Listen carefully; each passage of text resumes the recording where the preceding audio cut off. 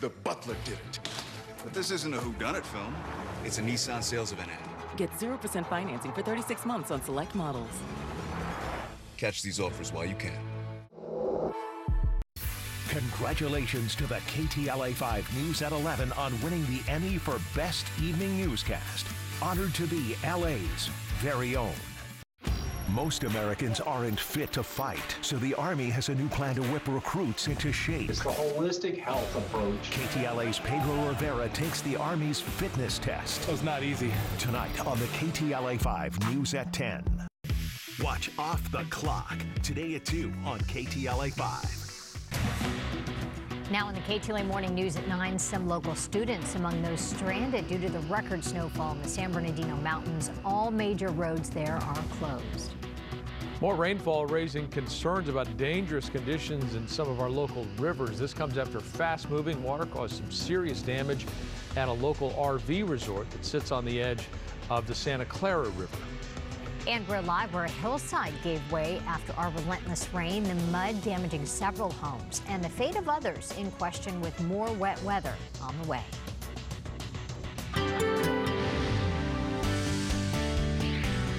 Oh yeah, more wet weather underway, and it's already hitting in the valleys. It's already hitting in Ventura County. Snow is starting to spread up into Big Bear Lake. You should be getting some of that in the next couple of hours. And the worst thing is Fraser Park and along the Grapevine and the 5.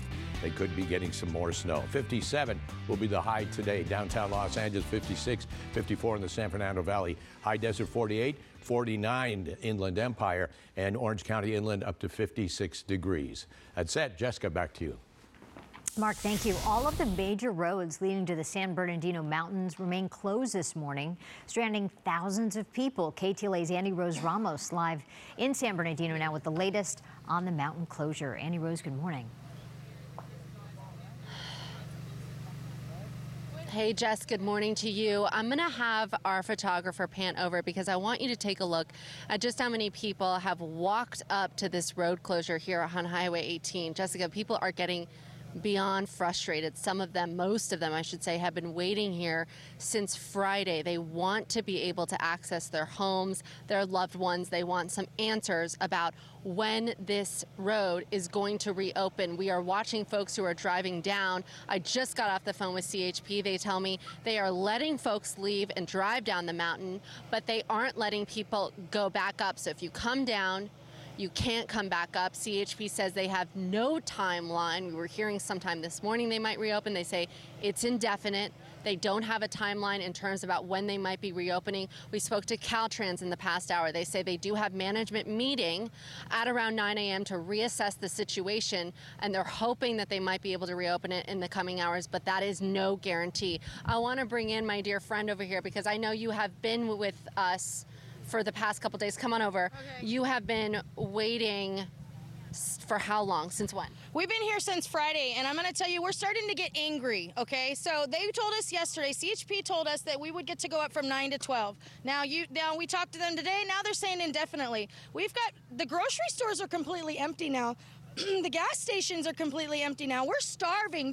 This is ridiculous. Where is your home? My home is in Crestline, and they're still not letting me up. But yet they're letting up all these Edison workers. They're letting essential workers up, but I guess we don't matter. But our loved ones are starving. My grandmother's stuck at home. She's got dementia.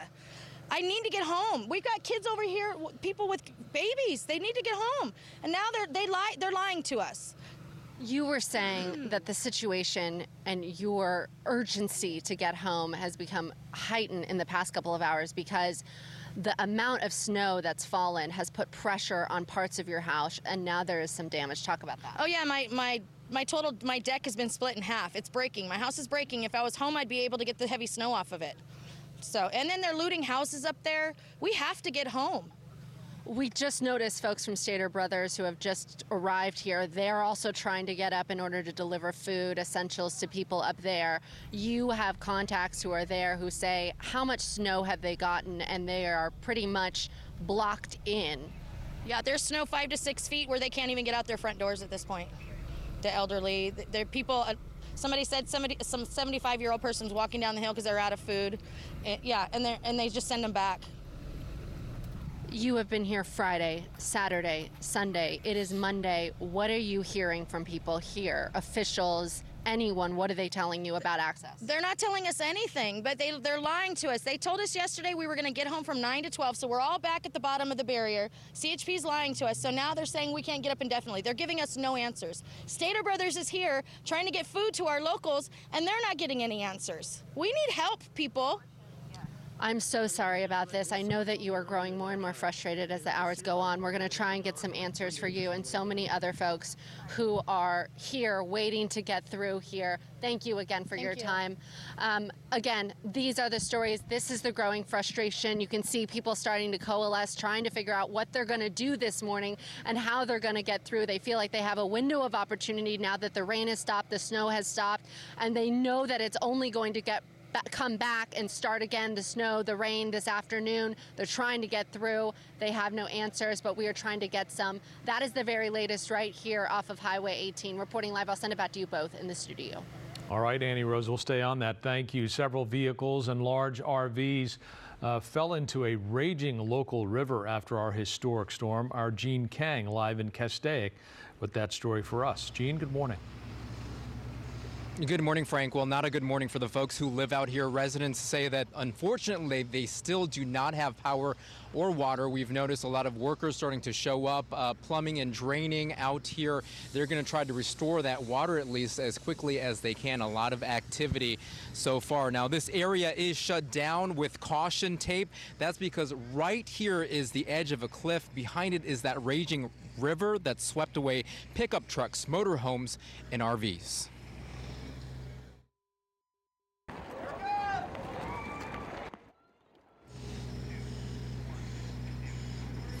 Dramatic video from Valencia Travel Village Resort, where we're live in Castaic right now as neighbors watched helplessly.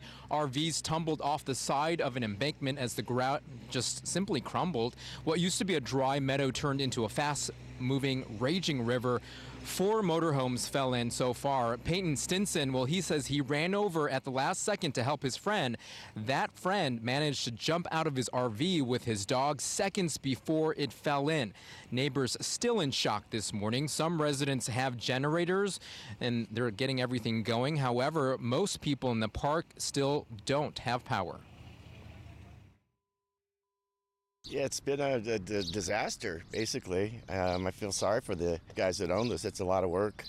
But everyone's hanging tough here. It's a pretty strong group that lives over here. And you still don't have power? No power, no water. And what have officials done?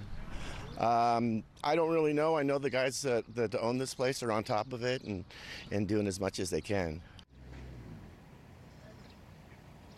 Well, Jeff Harnett, who you heard from right there, says that he is taking care of his elderly mother, and unfortunately they have no power. They've been using blankets, and they're hoping that the electricity is restored very quickly. Ventura County's air unit tweeted this video as you take a look, saying they searched the park for RVs and mobile homes, motorhomes, I should say, that were swept away by high water and riverbank erosion. That powerful storm knocked out a lot of that power to the park, leaving people in the cold this morning. And we know that 15 of those motorhomes have been evacuated. Back out here live, of course, officials are hoping that no more of the saturated ground starts to crumble, but they're going to keep a very close eye. And the people who own this motorhome RV resorts, they are taking care of the people who live here, handing out bottled water for the time being. But as you saw right there, a lot of workers starting to show up this morning, hoping that there could be a break in the rain. Reporting live here in Castaic, Gene Kang, back to you.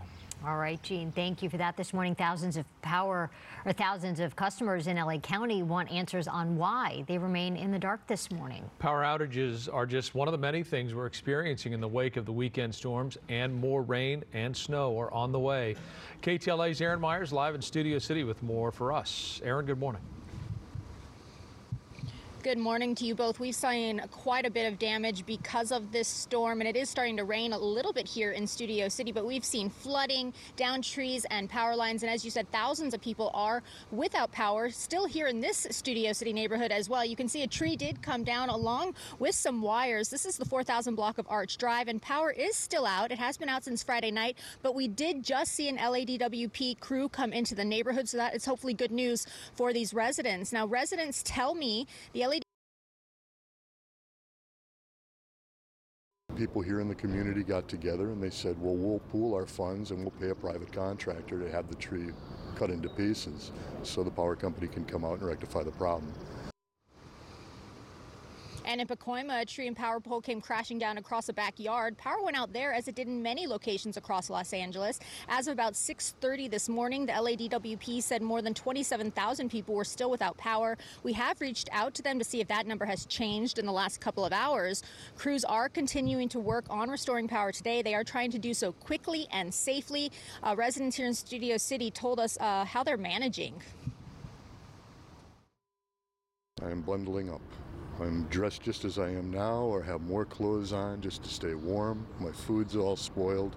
It's cold in that house. I can't make any food in the house. I have to leave the house to do anything.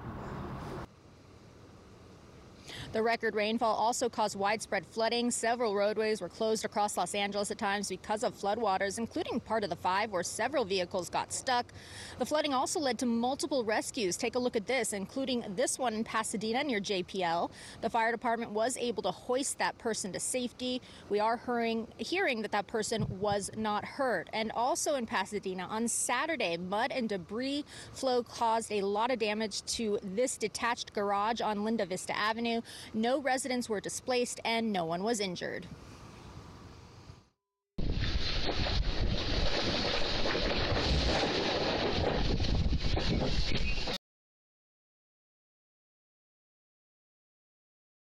Including this one in Southgate. Surveillance video shows the tree come crashing down, causing damage to a roof of a home. Others fell in Van Nuys and in Valley Village. Now back here live, once again, we did just see an LADWP crew here in this neighborhood, so hopefully that is some good news for residents who have not had power since late Friday night. We also want to let you know that an LADWP worker was injured on Saturday while trying to restore power in the San Fernando Valley. That worker, we're told, is still hospitalized as of this morning. Reporting here in Studio City, I'm Erin Myers. I'll send it back to you in the studio.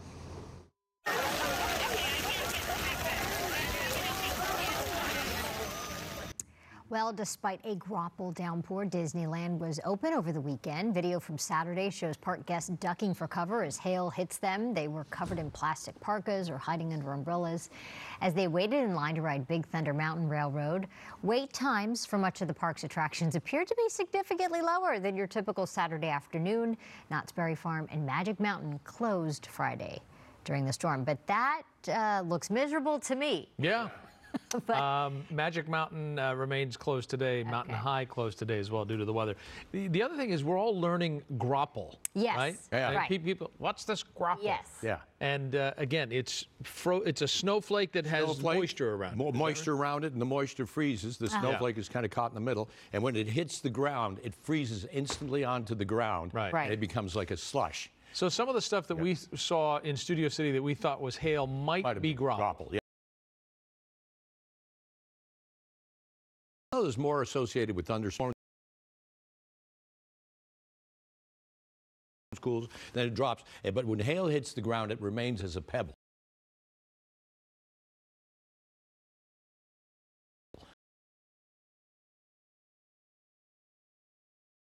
Are you available for rulings on whether something is grapple or hail if someone calls you? No, but I'm going over to Major League Baseball with the new rules over there. Okay. Oh, good. Yeah. Okay. Yeah, the bigger base, the clocks and the timers on. You're going to rule on that. Oh, yeah, that's what Okay. Exactly. That's, all right. That's my next. I got to be out of here by 2 o'clock. Okay. 51 temperature right now, 4 degrees warmer than it was yesterday at this time, and the winds from the east at 6 miles